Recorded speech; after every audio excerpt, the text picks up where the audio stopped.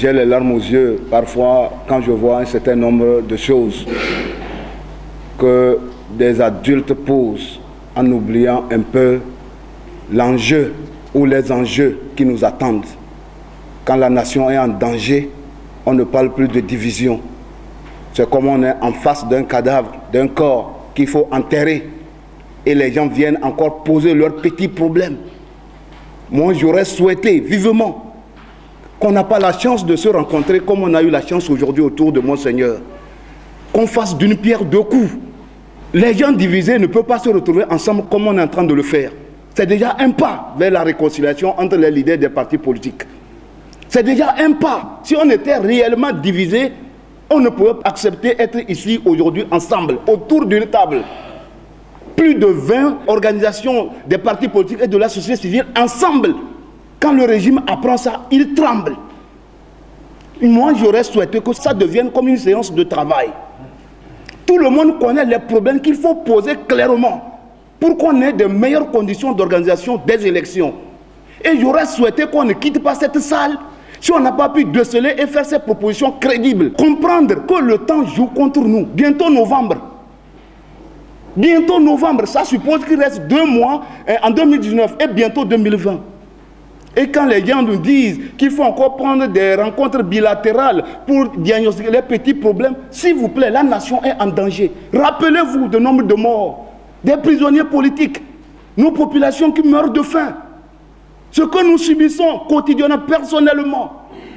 S'il vous plaît, il faut qu'aujourd'hui, qu'on puisse pondre quelque chose de crédible et en même temps rassurer nos militants sur les réseaux sociaux qui sont en train de se diviser, de se fragiliser.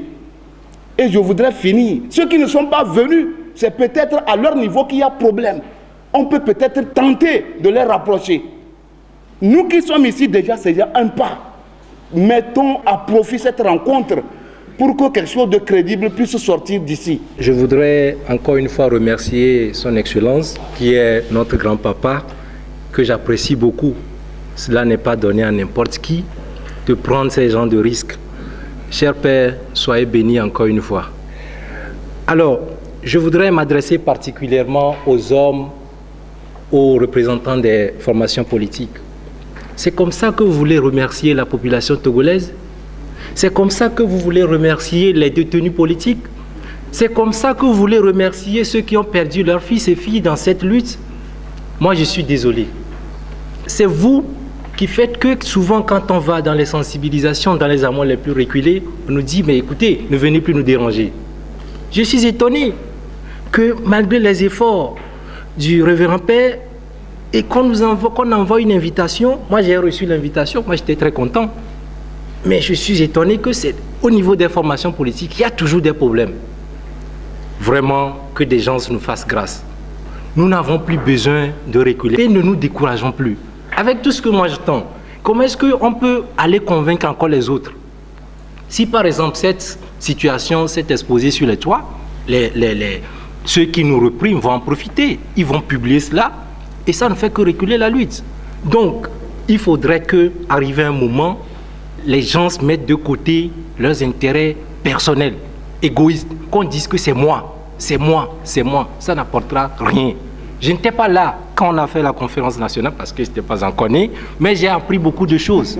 Et je me suis rendu compte que c'est ce phénomène-là qui a fait qu'aujourd'hui, on est encore sur le statu quo. En 93, ou je ne sais pas trop, l'opposition a presque la majorité. Et c'est ce petit problème de moi-là qui a fait qu'on est encore là, le régime s'est encore replanté.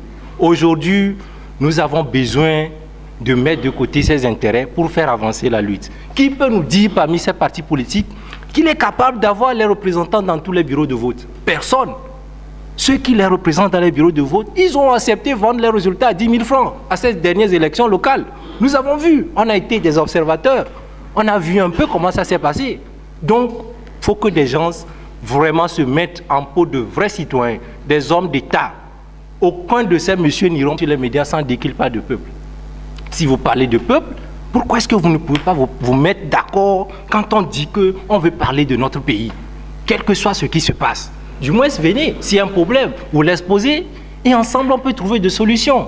Ça fait mal et je voudrais demander à son Excellence de multiplier encore les contacts pour que, à la prochaine rencontre, qu'on n'assiste plus à ces genres de positions un peu iconoclastes sur la situation que nous vivons. On est tous reprimés. Et je voudrais finir, quand il y aura l'alternance, personne ne viendra prendre Amenouvé de la Sète pour être ministre. C'est vous qui êtes dans les partis politiques qui allez gagner des places d'abord. Moi, peut-être, je n'aurai qu'à profiter des bonnes conditions de vie et d'études sur le campus. C'est vous qui êtes les premiers bénéficiaires. Et c'est vous qui êtes en train de décourager. Soit vous êtes là pour accompagner le pouvoir et vous cassez vos partis politiques, soit vous êtes là pour faire le vrai travail et on le fait ensemble. Sinon, vraiment, nous, on a marre.